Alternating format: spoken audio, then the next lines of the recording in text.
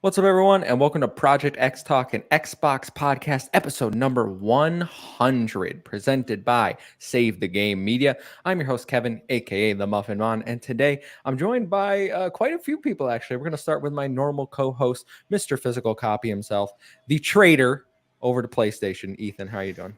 I told you last week, or I said it during the Last of Us review. I'm a Sony pony now, Kevin. I'm sorry. I can't help it. This is going to turn into a solo show. I'm shipping you over to No Limits, all right? Oh, no. I'm so scared. Betrayal has no limits. That's no, the I'm new just kidding. slogan. I'm still here with you. I'm still here. We are also joined, returning, the host of Frame by Frame, our film and TV podcast. Aman, how you doing? Oh, hello, guys. Good to be back. I'm back to make a last statement.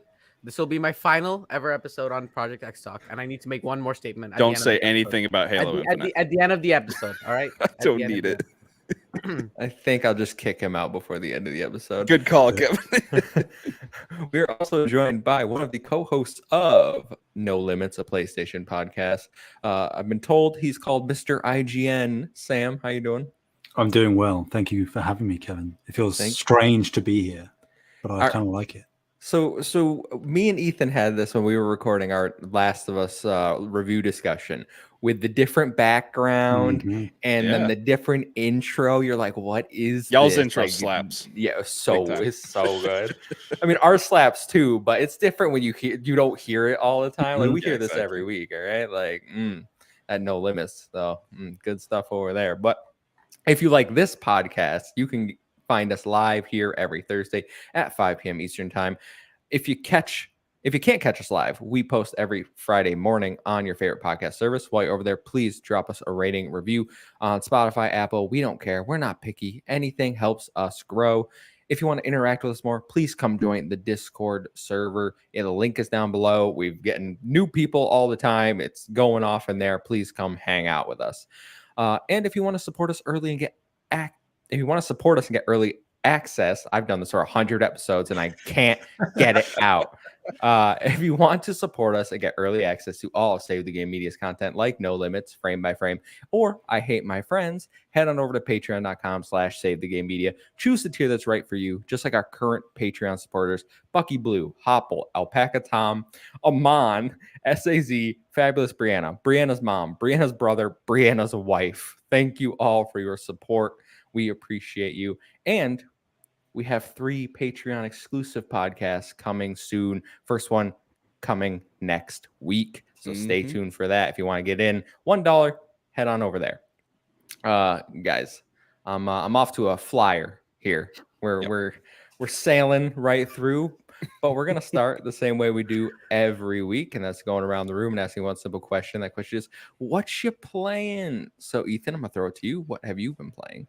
So you know what I've been playing. I've been playing a lot of The Last of Us Part 1. I platinumed that game since the last week that we talked, and we're gonna do a big spoiler cast. It's coming out tomorrow. You guys might see it scheduled already. It's an hour long. We talk way at length, so I don't want to go crazy and give all my thoughts. Just overall, it is a 5 out of 5 game for me. It's as near to a perfect game as you can get it. Absolutely adore it. That's as far as I'll go about my review. We'll get way more into it tomorrow when you guys check that out. And then the next game I've been playing is God of War 2018. And this is actually my second playthrough because I have played it on PC already.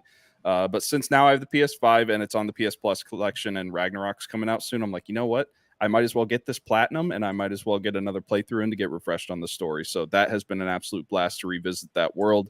I absolutely loved God of War. I love the combat system. I'm really excited to see what they update in the next game. Obviously, we saw a lot of stuff. We talked about it last week on No Limits about the Game Informer article about them releasing a bunch of videos for the new combat styles. So I've been really getting entrenched into that world and it's been nothing but a blast. We all know how great God of War 2018 is.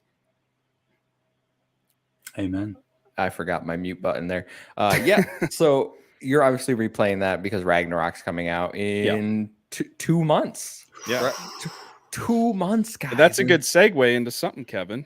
Do we have a giveaway going on right now or something? We do have a giveaway, Ethan. If you want to win God of War Ragnarok, the tweet will be in the description down below. I'll go at it. But essentially, if you subscribe to our YouTube channel, if you leave us a rating over on Spotify, Apple, for No Limits, a PlayStation podcast, send it to us, Twitter, Discord, wherever you get it. As long as I can see it, you're entered to win. And then next month, I will send you over the funds and you can pre-order your game. It's as simple as that.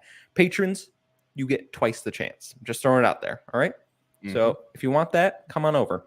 So does that mean I get twice the chance? You do get twice the chance. I mean, you technically, but like, I mean, I'm gonna let you know 2 probably ain't enough because some people are like, I got 5 entries here, and I'm like, there's a lot of people entering. A lot of people are loving this giveaway.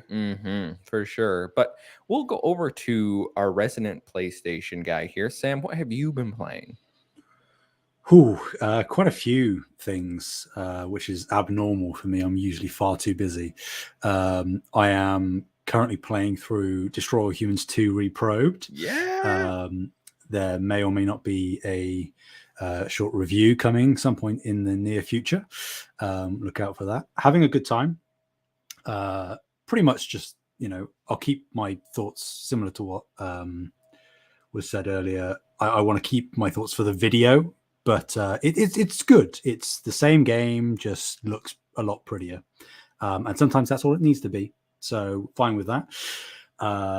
The other thing I'm playing, and I have been playing a lot of for work, is Disney Dreamlight Valley. I think it just recently launched into Game Pass. I've been playing it for a couple of weeks on PlayStation.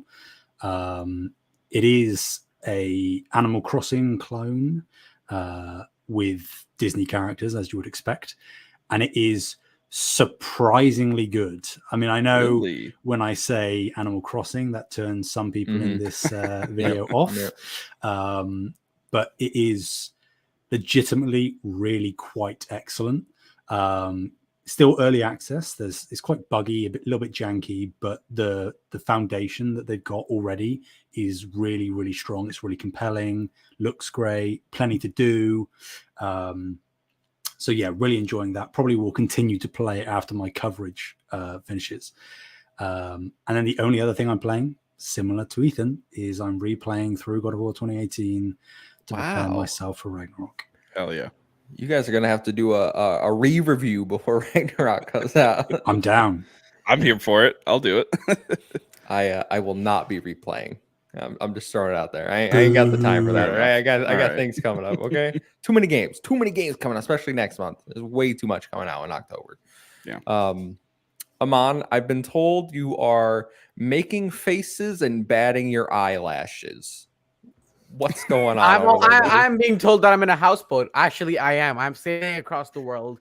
Right now, I'm in Lake Michigan, and I'll be somewhere else soon. But yeah, as to what I've been playing, I've been playing Metroid Dread. I beat it. I really enjoyed it. Nice. I think it's one of my I think it's in my top 10 games of all time, actually. Just the game mechanics is in itself. It was the last boss battle was really hard, but yeah, just like the creeper element. There's this creeper robot thing that keeps stalking you around the game. Really cool. Love the combat, love the gameplay. Absolutely amazing. So you know why he left so quick is because for so long he has been saying that the only good games on Nintendo are Pokemon, and now he is wrong, and he cannot deal with it. Deal with the shame. We're all going to be dealing with shame this episode once we get into the topics. Or his boat just capsized. That's true. Yeah, it's that Starlink internet is really coming along. Out in the middle of a lake. Connection was flawless. Oh, man. Goof. Oh, he got me, but they're just piecing out there. Okay. I meant to ask you about Disney Dreamlight Valley. I wanted to know, is it free to play, or did you have to? Well, you didn't have, but do people have to buy it on PlayStation? I know it's in Game Pass. Yeah. So currently, if you don't have Game Pass, the only way to get in is through Founders Packs, which there are multiple tiers of different prices that you can pay, and it gets you different cosmetics and stuff. but it will be free to play when it launches at some point next year. I would imagine early 2023.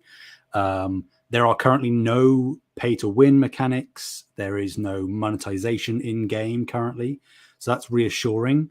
But I imagine when it actually goes free to play, they probably will implement some stuff, because there is, as weird as it is to say, it's like there's like a battle pass kind of in there where you get given quests and you redeem this in-game non-premium currency that you can then use, like Fortnite, to purchase specific things off of a battle pass. I imagine when it goes free to play, there might be some monetization there where you can purchase that currency to speed up your battle pass progress or whatever. But even then, like, I think free to play players, when it launches free to play, will still have a good time even if they don't spend a penny. So it is launching free to play. Okay, but Brianna in the chat says it's $30 minimum on PlayStation. So it is. That, I mean, Founders Pack isn't necessarily going to not or dissuade people from picking it up, because we saw Multiverses. That was like the highest selling game in August or whenever it launched, and that was only from the Founders Pack, which I think is ridiculous, by the way. I played tons of Multiverses, not worth paying money for anything in that game right now. I mean, to be clear, I haven't spent money. Obviously, I got a code for this to cover it for IGN. But even the little that I've played thus far, and if the game didn't necessarily add anything else, I still feel like I have way more to go, and I've already put in probably like 40 hours. I would say that it's worth, if $30 is the minimum, which I think it is, I would have paid that for the experience that I've gotten. Can I bring up, this is going to sound like a first world problem, but of course, for review codes on PlayStation, why can't I see the trophies? Why do they hide the trophies from me? I don't know. I guess maybe, I mean, you would think that maybe it's something that would be standardized across console platforms, but maybe it's just that they don't want, I mean, PlayStation particularly are incredibly, or they try to be, tight-lipped about like story spoilers, because so many of their titles are basically just centered around their narratives. So I think maybe that's something to stop pre-release leaks come out, which obviously doesn't always help. But maybe that's why. I don't know. It's just something I know, because I've only had on Xbox. I've only had codes on Xbox, and I've always been able to see achievements.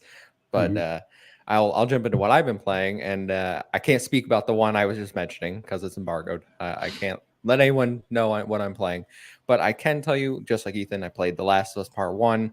I won it from our friends over at the Trophy Room, a PlayStation podcast. Shout out to Kyle and Joe again for giving me the chance to play that game. $70, Kevin. Yeah, you paid $70. Sucker. I know, right? I really liked it. I enjoyed it. My full thoughts will be out tomorrow. But other than that, I have played Pac-Man World Repack. I'm not. Yeah. We were talking before off camera about how I spend money on garbage games, mid-tier games. This is definitely in that category. All right. So much. It was $30. I bought it. I was like, all right, I played The Last of Us, and I was like, very greased palms, Kevin. Greased. What are you talking about? Pac-Man World Repack. I spent $30 on it. Realized after the fact I could have gotten things like the Quarry for like a similar price point. Kind of regretted it, but I wanted something light after I played The Last of Us Part 1, because that game is depressing. Yeah. So played Pac-Man, and then I found myself more depressed because some of the mechanics have not aged well in that game at all. There's one where you have to roll up a hill, like you can spin and then like shoot up, kind of like Sonic, but I just don't know how to get up some of the hills, so I had to like glitch and like butt bounce all the way up the hill. I was like, this is definitely not the way you're supposed to do this game, but this is how I gotta do it. So I beat it. I'm not 100%ing it. It's not worth $30. It is a much better looking remake, because obviously the original is a PS2 game, but don't spend $30 on Pac-Man World Repack, guys. I shouldn't have done. There were other 3D platformers I could have gotten, had a better experience. I'm gonna tell you right now. Wait, Amon's in a whole new location. Oh man, What's going on? Yeah, there was a power cut in my entire hall. So I rushed downstairs, took my laptop up, got my mic camera, and he rushed broke into downstairs. somebody Pretty else's long. apartment, and he's now using their internet. Yeah, This No, it wasn't the episode's internet. off the rails. The entire floor's power went out. classic college experience. I literally never lost power at college. I don't know what you're talking about. And a bunch of people banging on the walls. Woo! Yeah. Woo. All right, let's transition, guys, into the news for this week. So stay in your seats. I'm gonna grab some books and tell you this week's stories, because story number one, and if I was a funnier human being, I would have named this like PlayStation is dead or some nonsense like that. All right. If we were that kind of show, it would have been DED. Hell yeah. Would have been DED, dead. But PlayStation boss Jim Ryan calls out Xbox Call of Duty offer as inadequate on many levels. This comes from Christopher Dring at GamesIndustry.biz. Microsoft has promised to keep Call of Duty on PlayStation for 3 years beyond the current agreement between Activision and Sony, according to the PlayStation CEO, Jim Ryan. Last week, Xbox revealed that it had, quote, provided a signed agreement to Sony to guarantee Call of Duty on PlayStation with feature and content parity for at least several more years beyond Sony's existing contract with Activision. Xbox says this, quote, goes well beyond typical gaming industry agreements. Jim Ryan has fired back saying, quote, I hadn't intended to comment on what I understood to be a private business discussion, but I feel the need to set the record straight because Phil Spencer brought it into the public forum. Microsoft has only offered for Call of Duty to remain on PlayStation for 3 years after the current agreement ends. After almost 20 years of Call of Duty on PlayStation, this proposal was inadequate on many levels and failed to take account of the impact on our gamers. We want to guarantee PlayStation gamers continue to the highest quality Call of Duty experience, and Microsoft's proposal undermines this principle. So, we had some discussion, and Sam, this is obviously the main one. We're like, we gotta get a PlayStation representative over here. So I'm gonna throw it over to you first. What do you make of this story? It's a loaded one. I think like there's so many layers to this. Obviously, when the news broke in the Discord, we were sort of having a back and forth and saying, you know, we're getting into semantics of several years post the pre-agreed deal, and that 3 is technically several, but it's like the bare minimum. I think, and I've tried over the past day or so since this story first broke to condense it, because I knew that I'd be coming on and I wanted to be relatively succinct. I think it is a bad look for both companies. I think it makes Sony look arrogant and egotistical, that they can, you know, to be fair, Xbox made the statement first and then Sony sort of came out second, but still to try and throw down the gauntlet, so to speak, in this way, and try and exert their supposed power in the industry, and try and strong arm Microsoft into maybe extending the deal or reworking something. But at the same time, and some people may disagree with me, but I think console war aside, it kind of pulls back the veil on Microsoft's pro-consumer approach. Obviously, this is still absolutely fine for Xbox players, or anybody with a Game Pass subscription, should I say. But at the end of the day, any statement made by Phil Spencer, Jim Ryan, Matt Booty, whoever we're talking about, it has been passed through so many different PR people that it is essentially worthless. So anytime that Jim Ryan has said, oh, we believe in generations, that was utter nonsense, because, you know, God of War Ragnarok is a PS4 title, and it still hasn't come out yet, and we're like 2 years into the PS5 life cycle. And Xbox saying, you know, gamers can play everywhere, anywhere, anytime. That isn't true, because it's only true if you're in their ecosystem. So, you know, I think there's two sides, and it's so easy to slide into the console warness of this. For sure.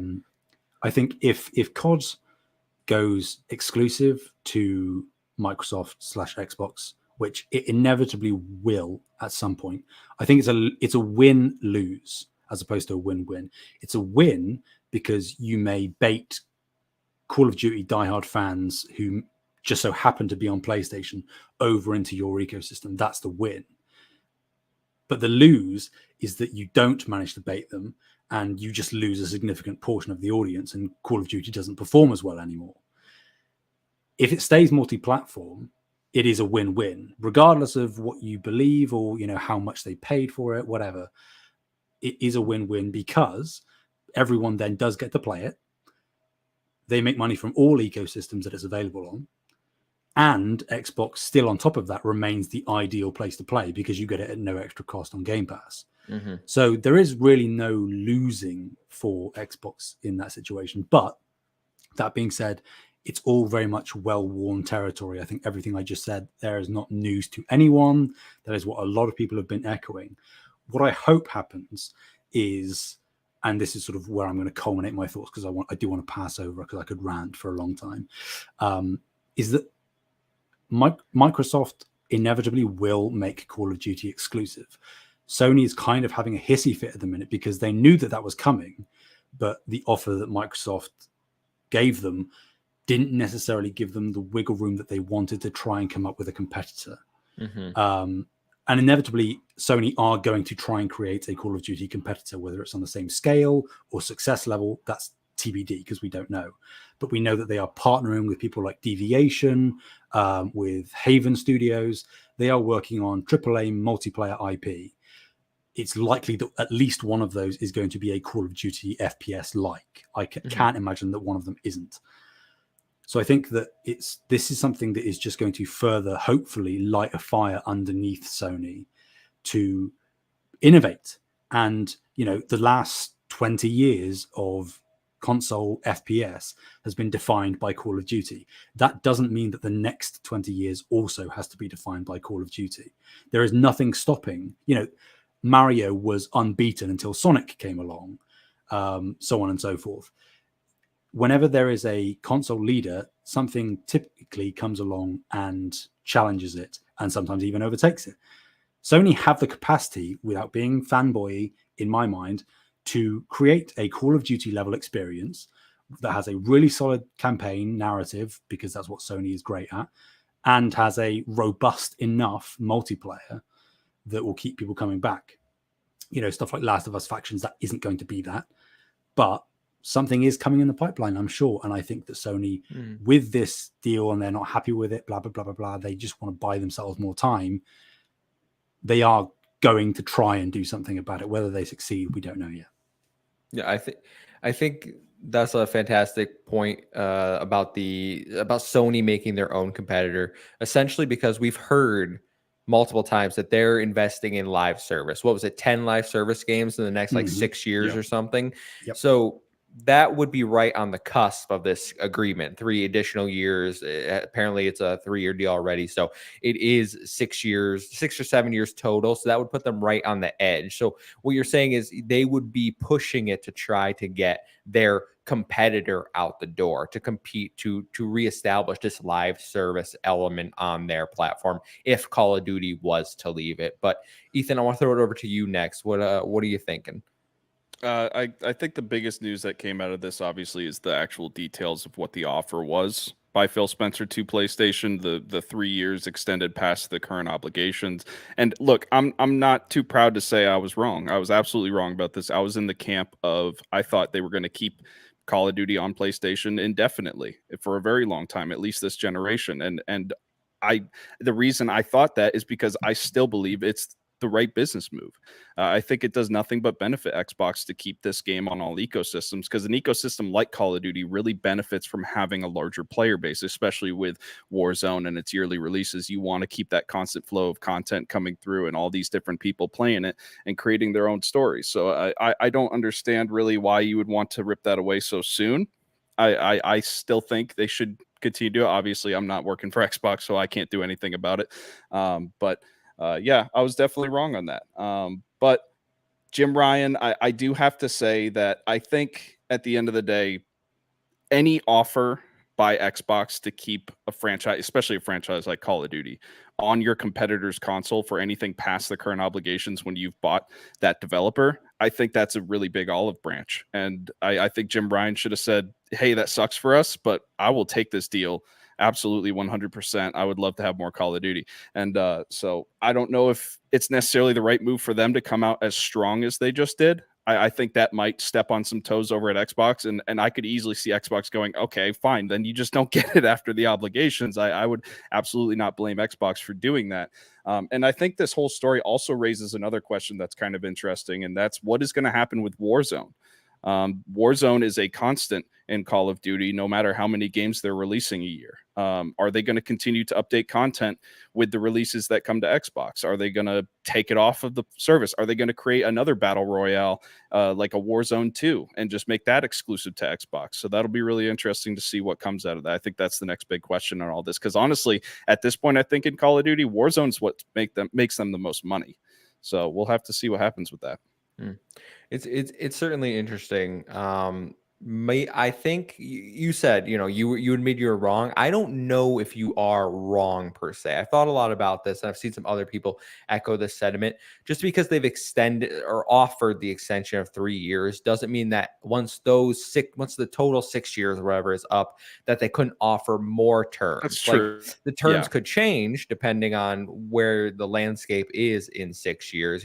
We might be coming to the end of this console generation in 6 years. That would be 8 years total. So it could line up with, hey, we want Call of Duty exclusive for the next gen of Xbox consoles, or hey, let's renegotiate this. We'll see what we can work out with you. Like, maybe you don't get parity, but there's one big aspect that I think everyone is kind of overlooking, and that is it might ultimately not be up to Xbox, because in order to get the deal through, from what I've heard, I know Hoglaw has talked about this a few times, is you're probably going to have to make some concessions, and those concessions you have to be in writing, and whether they say, okay, you have to keep it on PlayStation for a certain period of time, or it could be indefinitely. Like, we don't know what they're going to ask of Microsoft. We don't know what that deal is going to look like. So it very well could be that PlayStation isn't losing anything, or it could be, these are the last few years that you're going to have Call of Duty on PlayStation. It really is up in the air at this point,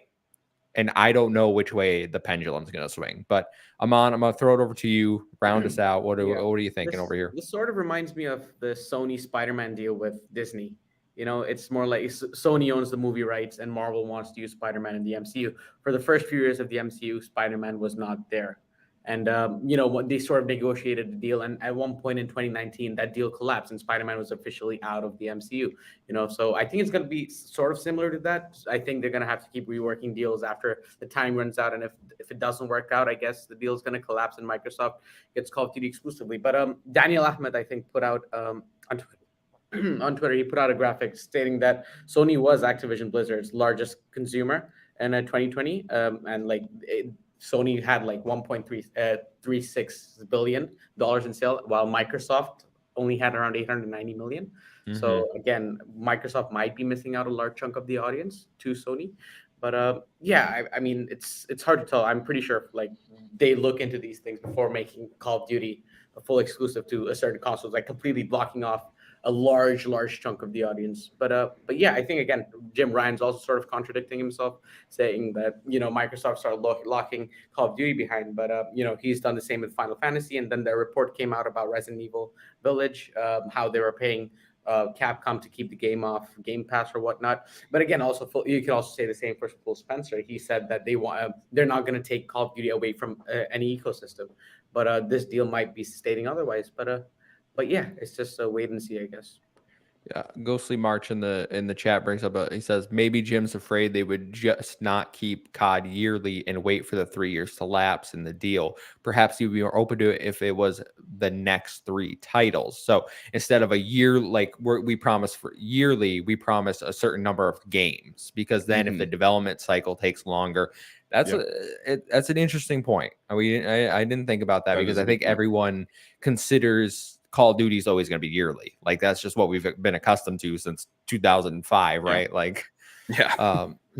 King Arthur's throwing up here. Keeping games away from other ecosystems is classic Sony move. Xbox should 100% take COD off PlayStation or use it as leverage against Spider-Man.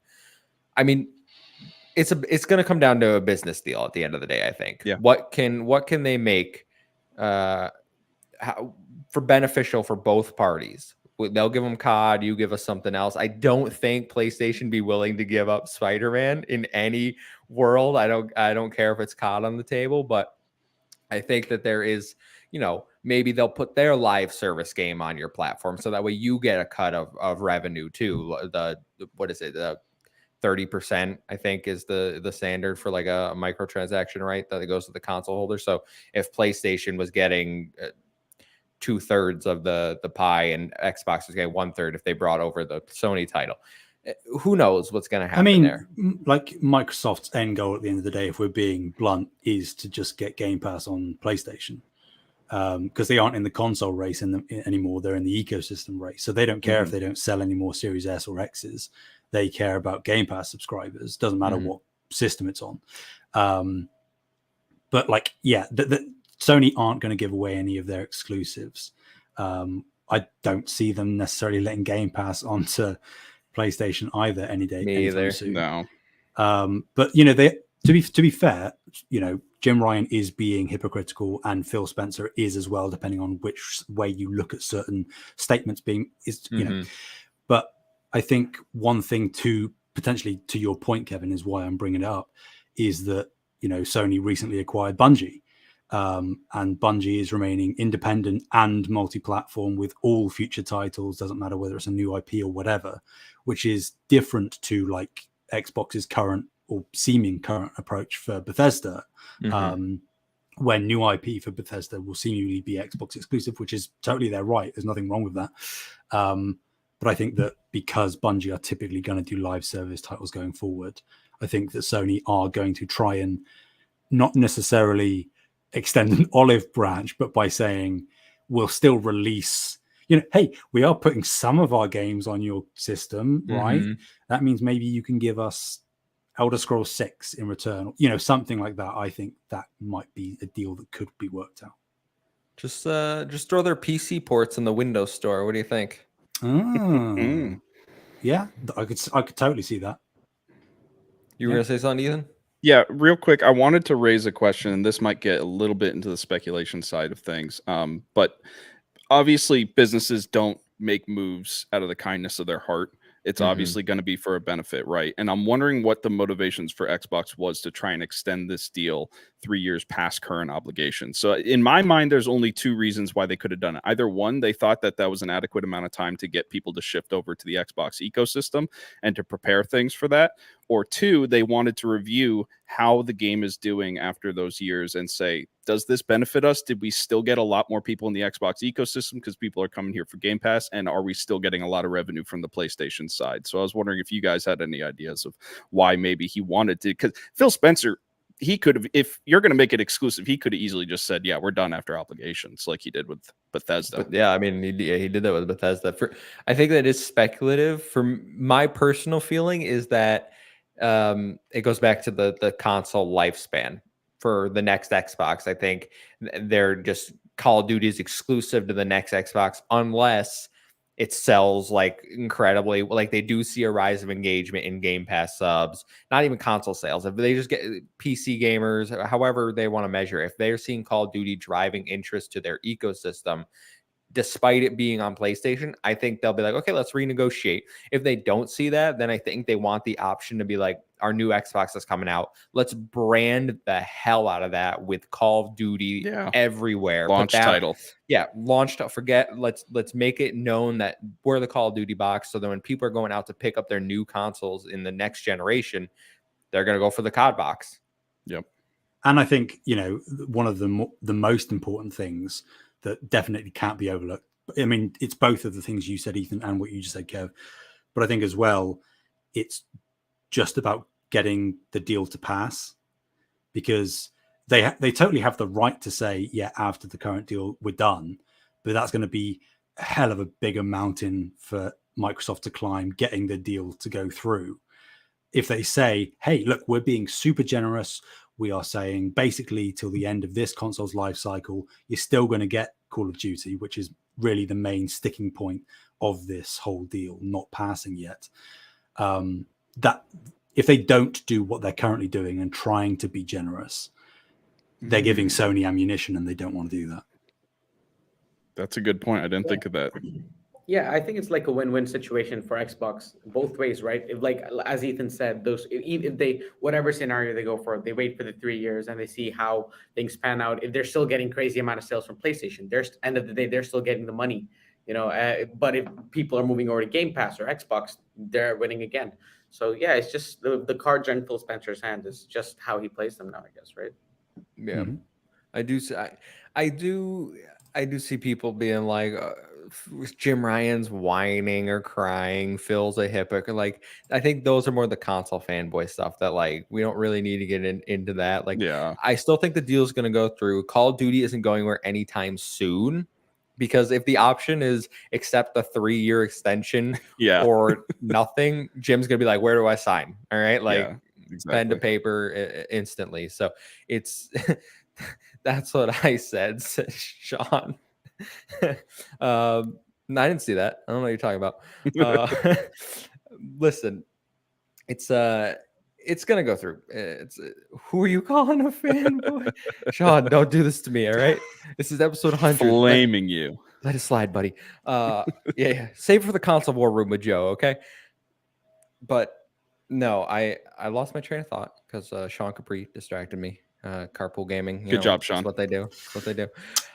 I'm excited to see what happens. It's interesting that we're okay. We're moving on. Anyone got any closing comments? Okay. No. I just spilled water all over myself, but that's okay. So you pulled them on. Good job. This is a professional show, guys. Yeah. Story number 2. We have new information about State of Decay 3. Matt Booty recently appeared on Major Nelson's podcast to discuss the development of State of Decay 3. Major Nelson stated, quote, "You mentioned Undead Labs. They're working with the Coalition up in Vancouver, our Gears of War studio, using some technology around Unreal Engine 5 and some of the stuff that's been in Gears of War before to bring that into State of Decay 3. Then I go to IGN. Matt Booty also discussed how he and the team handle learning from the teams about the progress of their games and how studios share technology back and forth. Quote, "We have a structure in place. We call them summits, where we get subject matter experts together for 1 or 2 days." Adding to this, at PAX West, Matt Booty said, quote, "How we make games is evolving. The idea of a single team under one roof really doesn't happen that often anymore. I'll use an example, our Perfect Dark team down in Santa Monica, the initiative. We just did this big partnership with Crystal Dynamics, and I read online, oh, this must mean there's a problem or something, when it's quite the opposite." So, Ethan, you sent this one over. I'm going to throw it to you because you wanted to bring up, we're seeing more collaboration between the Xbox studios. Yeah, this is absolutely wonderful to hear. I absolutely love this news.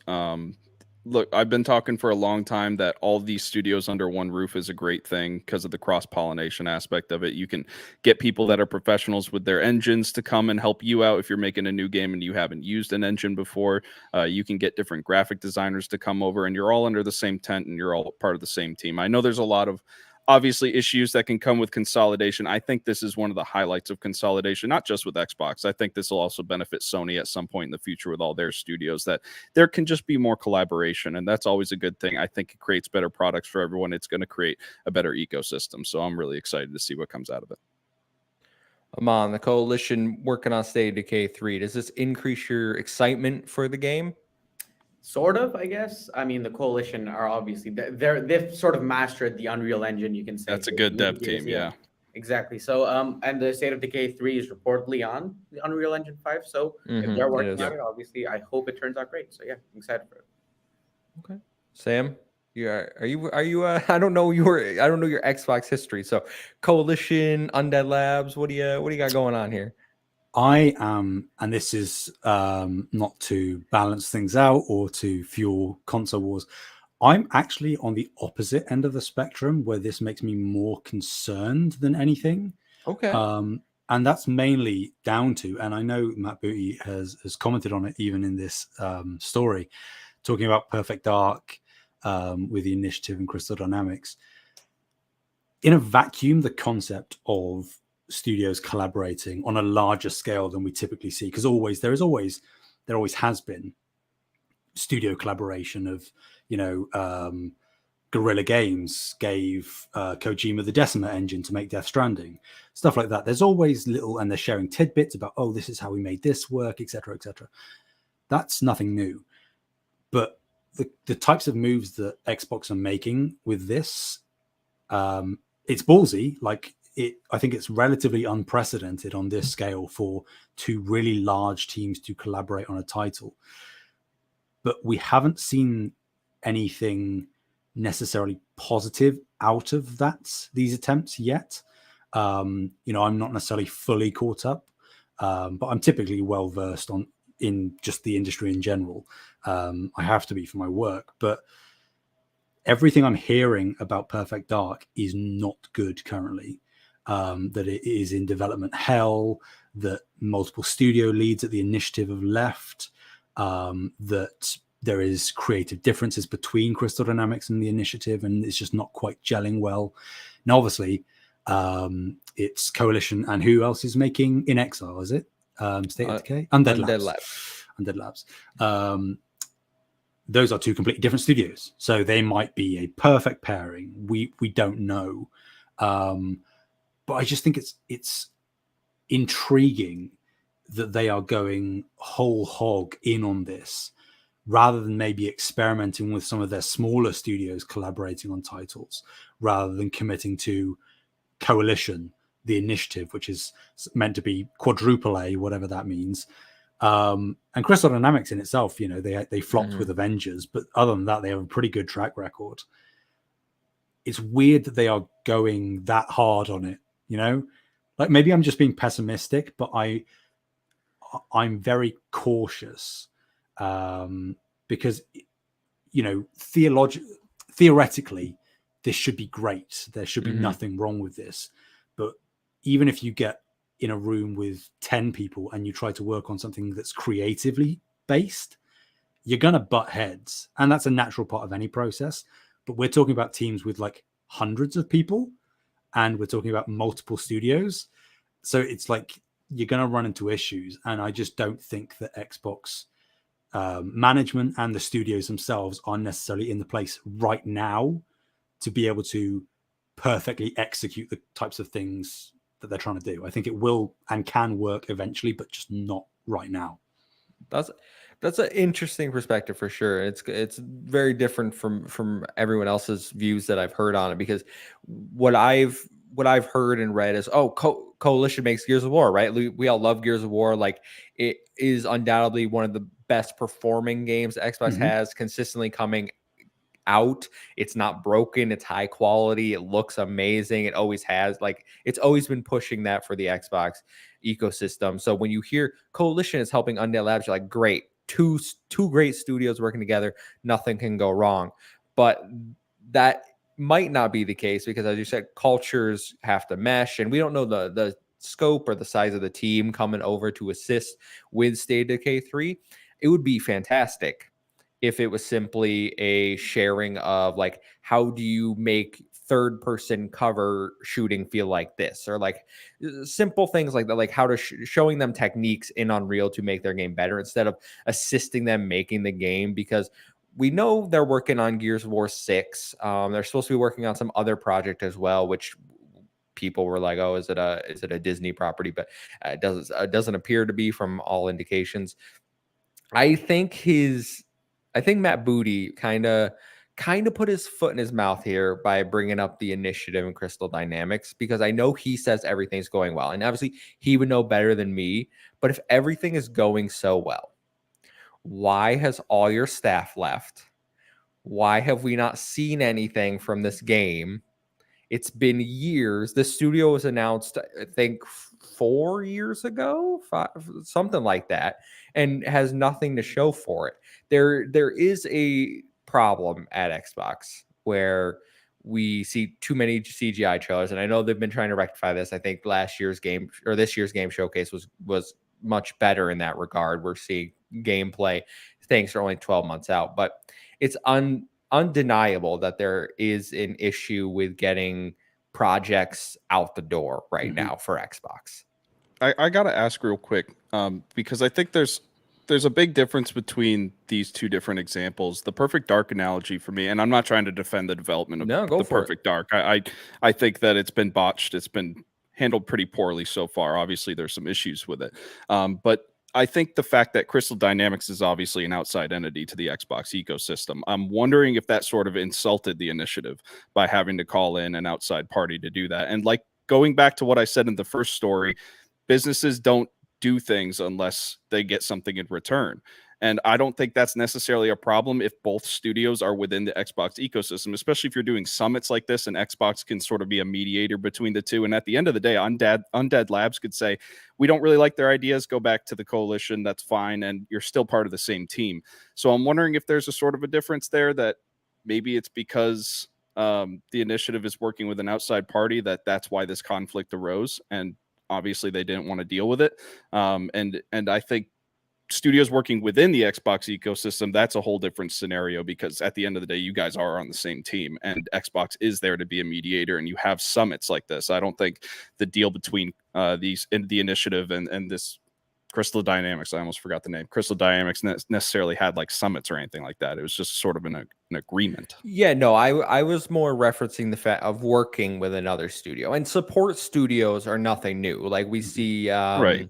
Certain Affinity, they've been working on Halo literally basically since its inception, right? Like they're a support studio. They're obviously moving up. Every team has support. You want to go look at all the teams that worked on The Last of Us or most of Sony's games, they have a handful of support studios, but they don't handle the majority of the legwork. They do the smaller things. And what I'm more getting at is I'm worried that what is Crystal Dynamics doing? Because reports are saying they're making the majority of the game. They're not just like a support studio.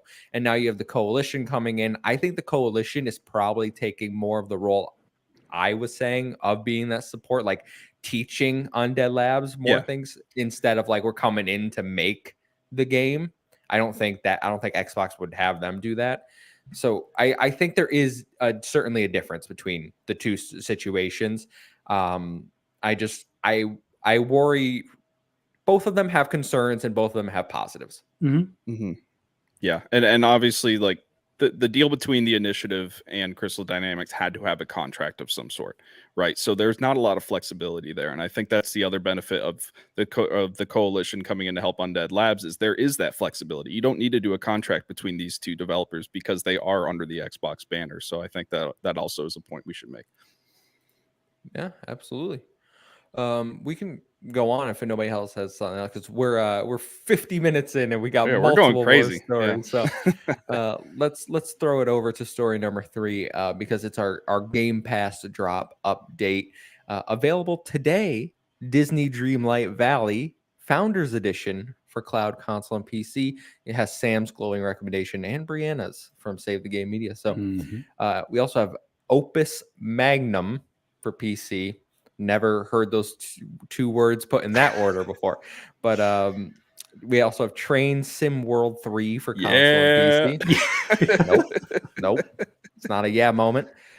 September 13th, we have Ashes of the Singularity Escalation for PC.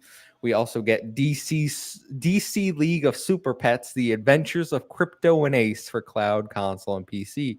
September 14th, you get You Suck at Parking for cloud, console, PC. September 15th, Despot's Game for console and PC, and Metal Hellsinger for PC and Xbox Series X and S.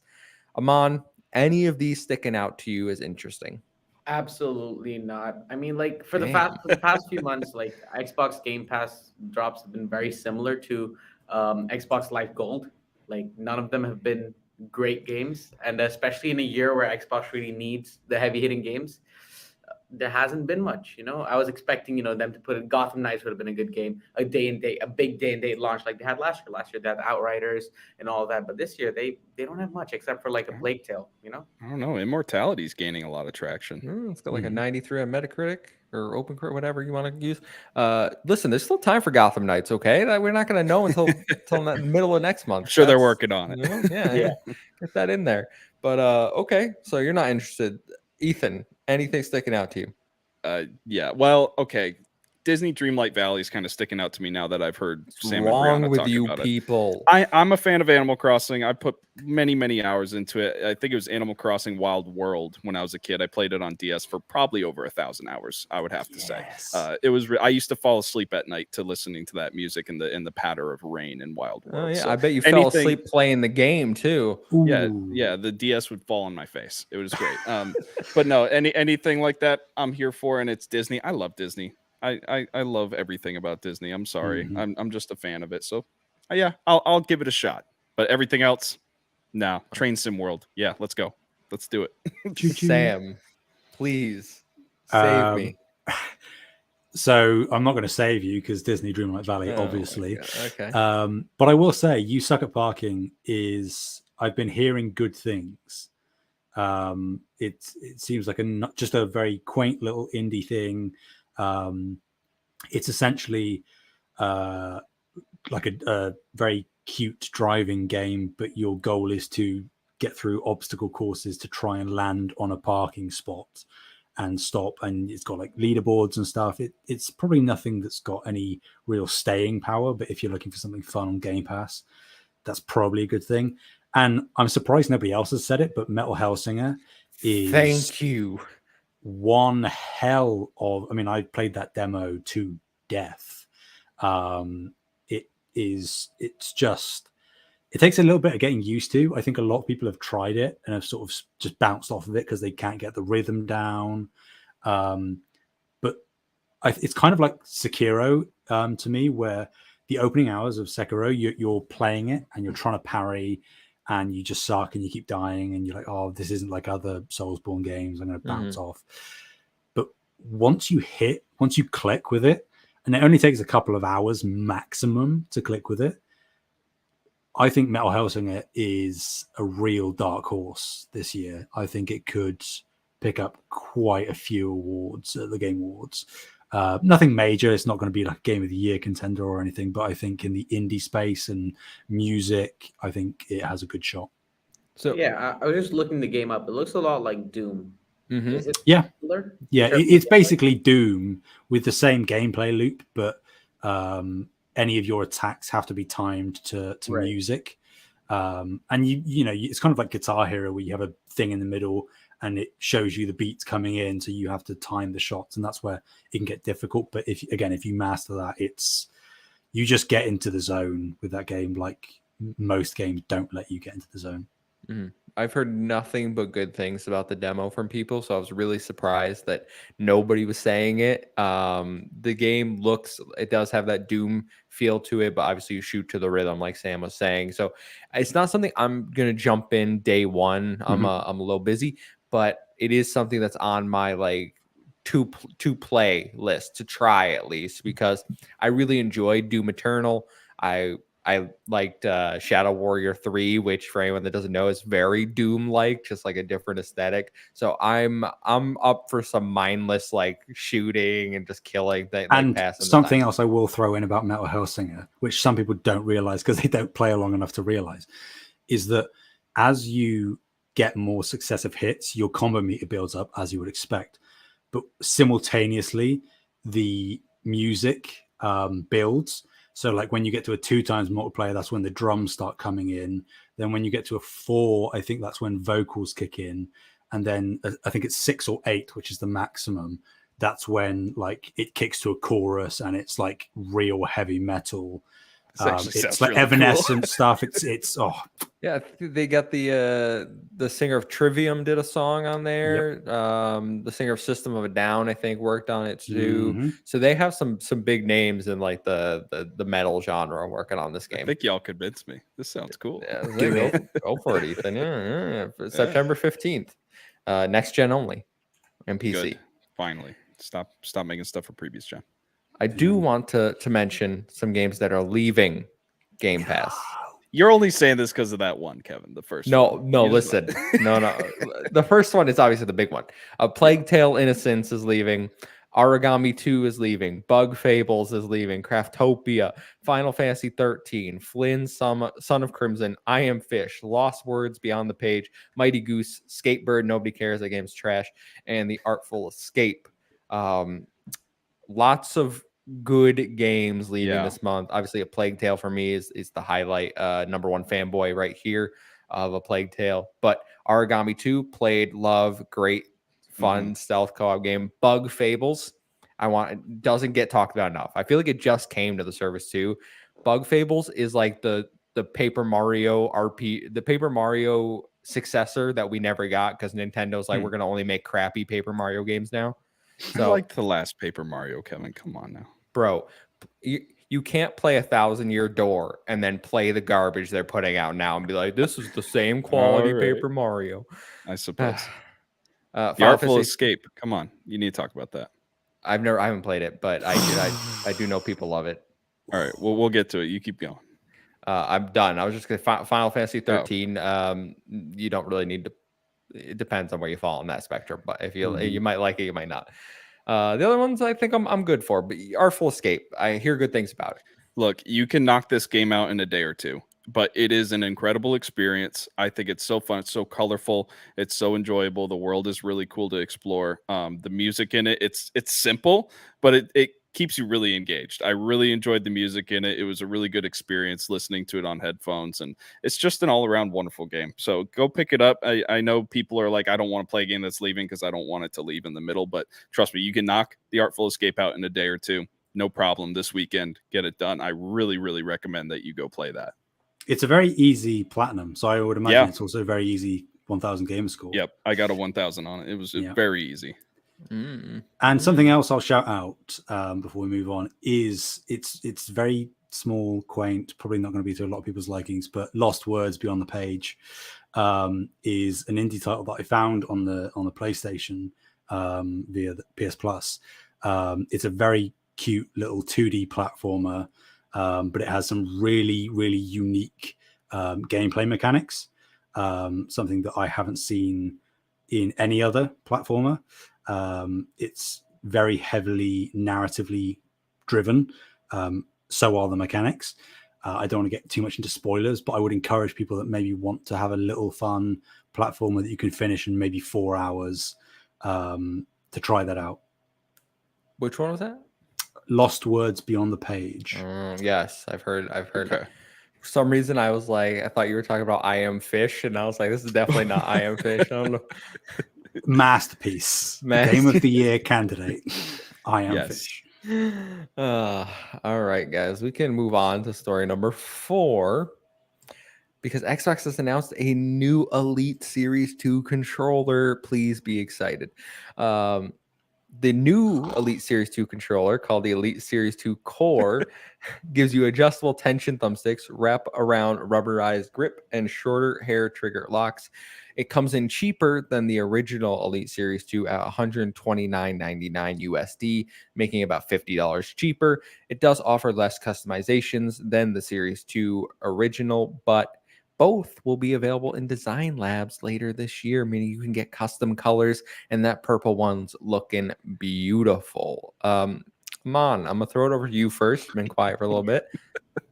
Yeah, I mean, like, it's a downgrade, I guess. $50 less, fewer customization options. I guess it's a cheaper option, but then you can just go for, the regular controller or dish out for the Elite. But I guess it's just like a response to PlayStation announcing theirs at Gamescom, whatever it was called. But yeah. You're thrilled. I can tell. Yeah, very good. Definitely buying day one. Pre-ordering it right now. Ethan, thoughts? Look, I'm the type of person that'll complain about a control scheme and do absolutely nothing to remap buttons. Oh my god! And I'll just suffer through it. I don't care about mapping buttons. It's just not a problem. It's just this isn't for me. I'm never gonna buy a controller that's $100-something. Give me a break. All right? He's Sam. Can you please? Sam's not gonna say anything nice about You think I'm gonna save you here? I'm probably the harshest person on this. Like, I understand And I think for me, it's just that I perceive them as catering to a very specific type of player. Right. Yeah. Typically, and this is kind of generalizing, but I'll say it anyway. From my perspective, people that buy into pro/elite controllers on any platform, not just Xbox here, they are typically what some people would say are like sweaty, that play Yes. a lot of FPSs, that like to optimize their gameplay in typically fast-paced multiplayer games, and that's just not me. I could not be further away from that. Mhm. So I'm with Ethan, where I would never. And PlayStation is doing a Pro controller now, and I'm Yeah. not going to touch it. I'm not even going to consider buying it unless it's on like a heavy sale, probably a decade down the line, at which point I'll already have a PS6, so it won't matter. But only then would I consider buying it, because it's just not worth the investment. I wouldn't get my money's worth with what I use and what I play games doing, you know. So sorry, Kev. Guys, why did you let me put this in the news? You saw the show notes, all right? You could have just put poop emojis all over the story, all right? If you weren't, I mean, all it's right? still news. It's just, you know, Sean, not interesting news. tell me you've never held a great controller without telling me you've never held a great controller. I have held a Thank great you. controller. It's the one Thank that comes in the box with the It's Xbox.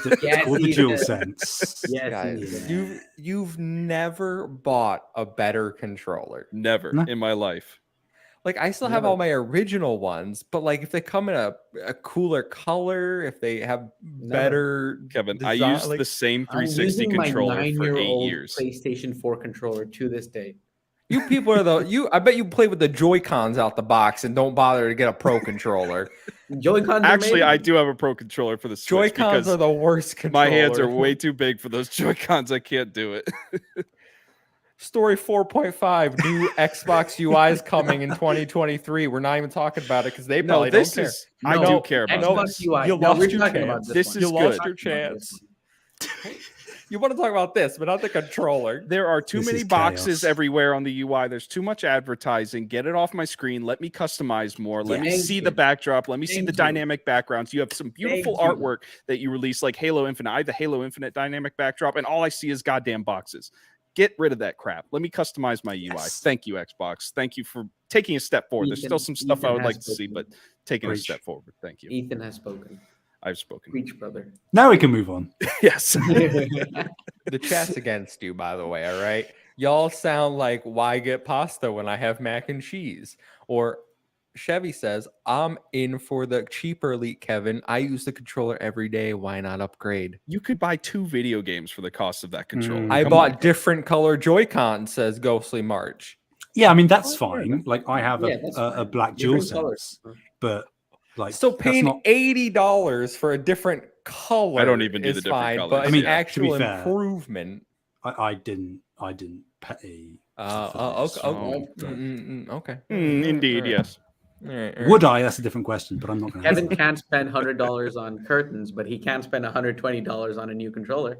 Yeah, that's true. I would use my controller every day. My curtains would just be hanging there being worthless. All right. You wouldn't use them every. Okay. Oh my God. I can't. Love it. Any other podcast network, we're open to acquisition discussions. All right. It'll be story- $12. Story number 5. I bet you guys care a lot about this one. Ubisoft news. As we discussed last week, Ubisoft plans to discuss Assassin's Creed Mirage on Saturday during their Ubisoft Forward.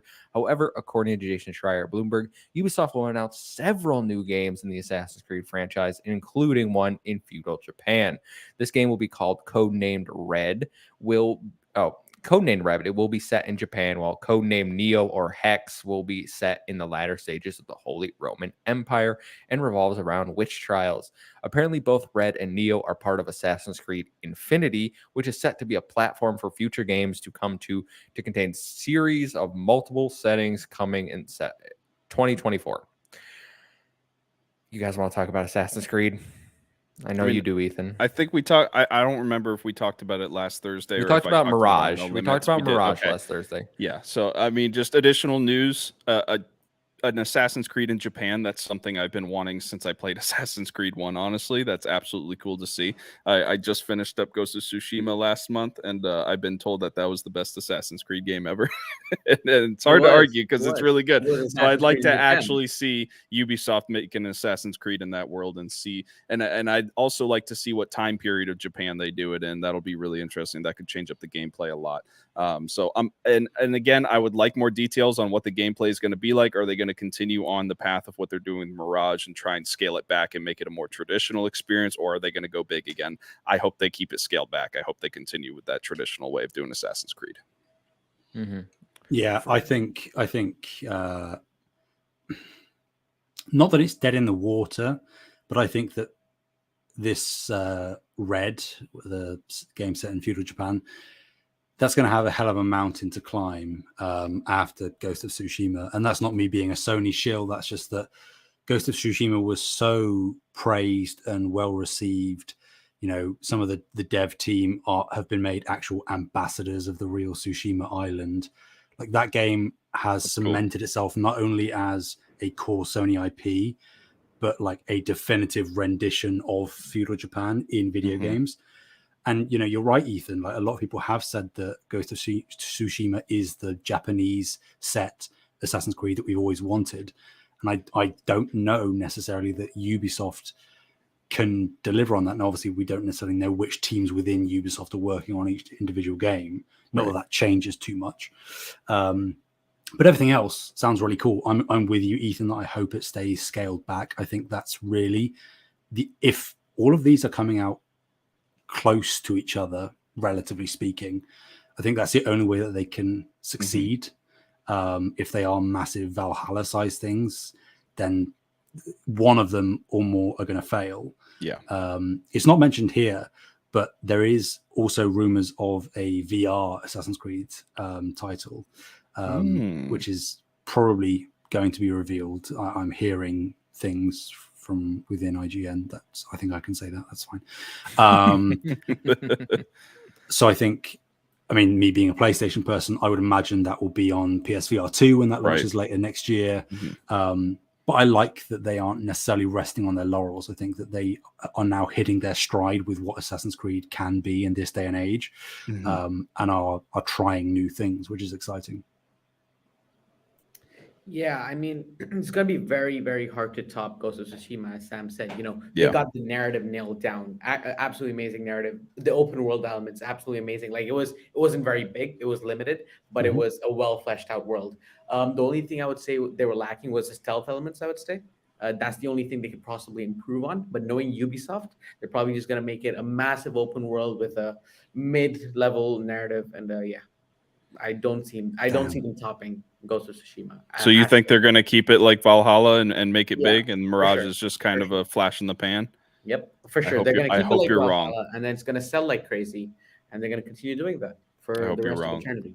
Ooh. I unfortunately think I align more with Amon here, Ethan. Mirage, from the sounds of it, like we talked about last week, is going to go back to the basics. Assassin's Creed Infinity, which they want to be their platform that they just throw other Assassin's Creed settings into.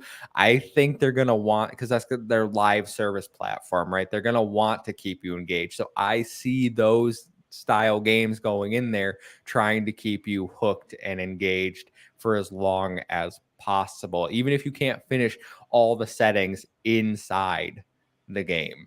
They're gonna just here's Japan, here's the Holy Roman Empire, here's I don't know, Antarctica. I don't know what you can do in Antarctica, but they're just throwing things in there for the Assassin's Creed. And I think that it is very much, maybe not Valhalla big, because that's a bit, I think they realize that's a bit too much for people, but I do think it is going to be more than most people can take. Yeah, and it's sad to say, I have to fully admit, I will sink hundreds of hours into it, no matter what it is. I have to admit, I'm sorry. Ghostly March, when are we getting Prince of Persia again? Yeah, what happened to that remake? It got canned, I'm pretty sure, or it's in dev hell. One of the two. Yeah. It's indefinitely. It was delayed indefinitely because they took it away from, I think their team in India was working on it, and then they brought it over to a different developer to fix it, because I think they just restarted development. yeah, I to be think they honest. just that's what I do too, because the Never know. remake didn't look much like a remake. Yeah, Dead Island's coming out later, so Dead Island 2. So you never know; these games can pop out of nowhere. That means Decade down the Battleborn, line. Battleborn 2 has a Battleborn's chance. coming, folks. Better than Overwatch, don't at me. Yikes. Throwing that kind of spice just out into the air. I've said it multiple times. Everyone knows my Battleborn take. Part 2 of the Ubisoft news: Tencent has invested heavily into the company with a new $300 million investment in Ubisoft, and will bring several titles to mobile and Ubisoft PC games to Chinese markets. While no board seat comes along with the investment, and it does not give Tencent majority control, it does allow them to become the second largest stakeholder behind the Guillemot family. I've spoken many times on how Tencent, I don't want to be buying everything. Investing is fine. Personally, if there's one company that I was like, if you buy them, I don't really care, it's probably Ubisoft, because I haven't liked any of their games since 2013. So listen, I'm just saying, Rayman Legends was their last good game. I hope someone buys Ubisoft and like completely restructures them like from the ground up, Or just at least cancel Skull and Bones. They have a crazy amount of IP. Like after it's out, just cancel the game, take it off retroactively. This was a mistake, guys. Yeah. So Tencent's invested. What do you guys think?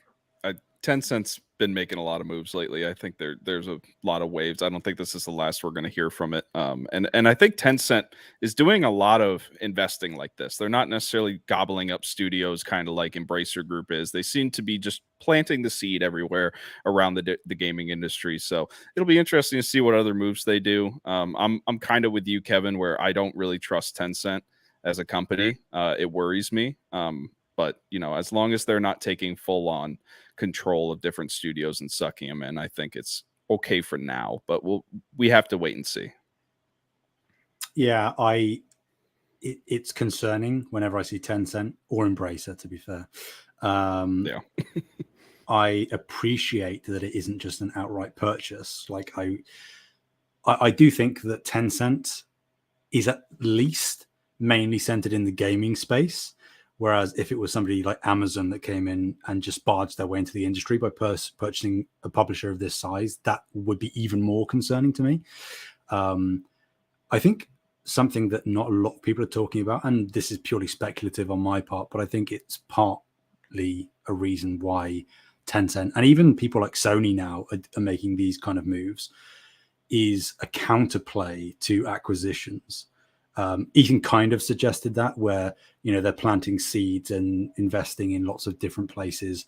We're seeing Sony double down on their investment into Epic.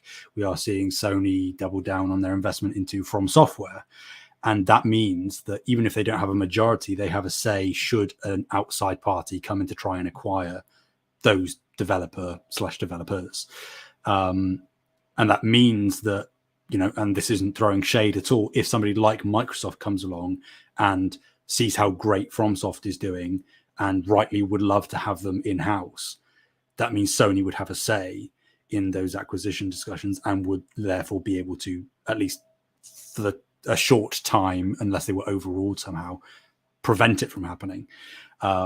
So maybe there's something there where Tencent ultimately does kind of want to acquire these studios in the same way that I'm sure that Sony would love to have FromSoft in-house, because who wouldn't, let's be fair. But I think that they are trying to just do that, saying, we're staking a bit of a claim here, don't get too greedy. Whoever it is that might want to come for these people, just be aware we're here as well. We've expressed interest first. Not that it's a dibs situation, but I think that there is a little bit of shady dealings going on here to try and prevent maybe other parties from coming in. Yeah, sounds like a dibs situation. if anyone were Would- to acquire Ubisoft, I hope it's either Xbox or PlayStation because I know they're going to be committed to giving us high quality games.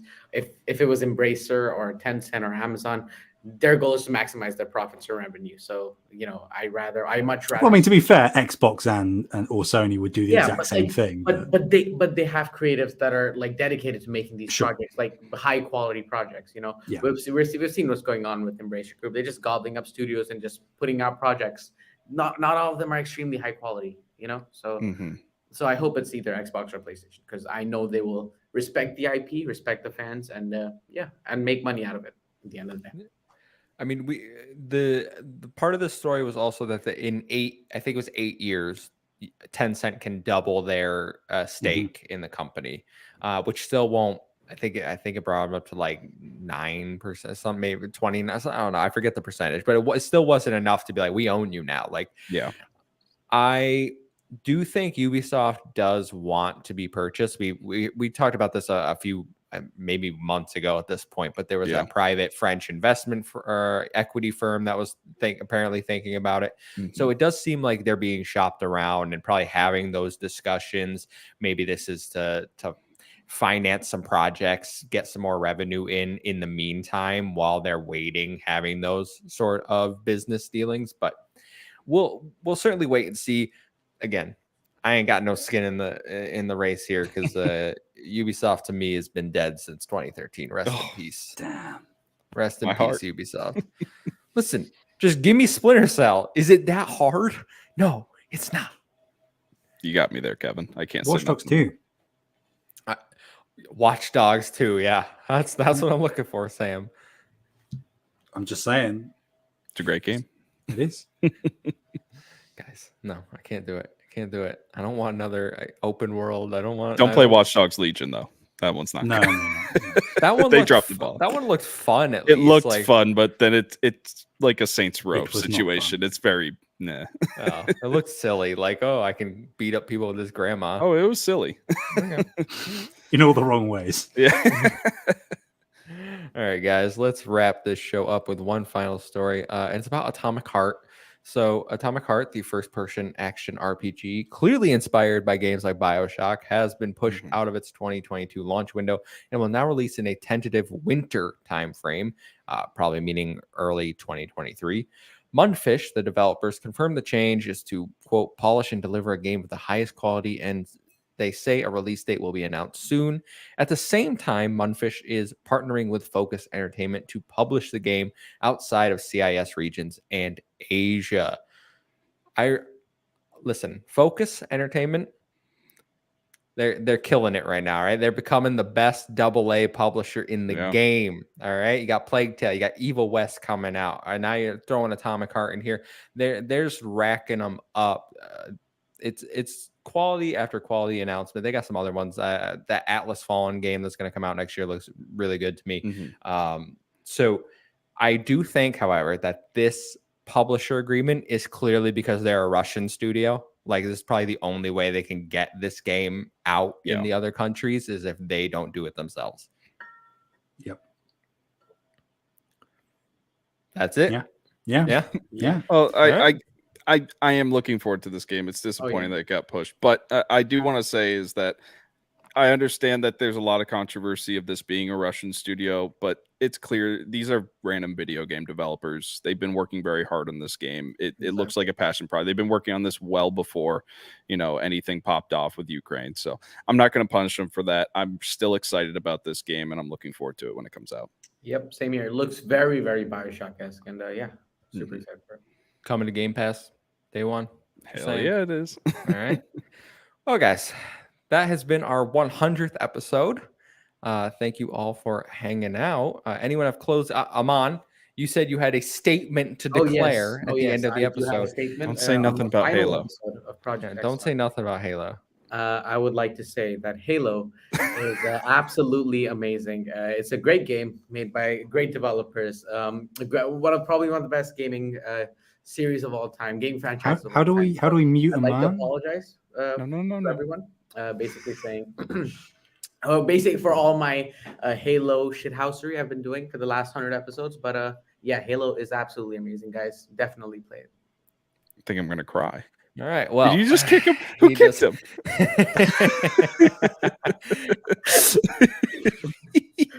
Clearly, if you couldn't tell, that was sarcasm from Amon. No, it wasn't. It wasn't. I'm being genuinely serious here. Halo is an amazing gaming franchise, one of the best So- shooters of all time. so Not what made you- generic at all.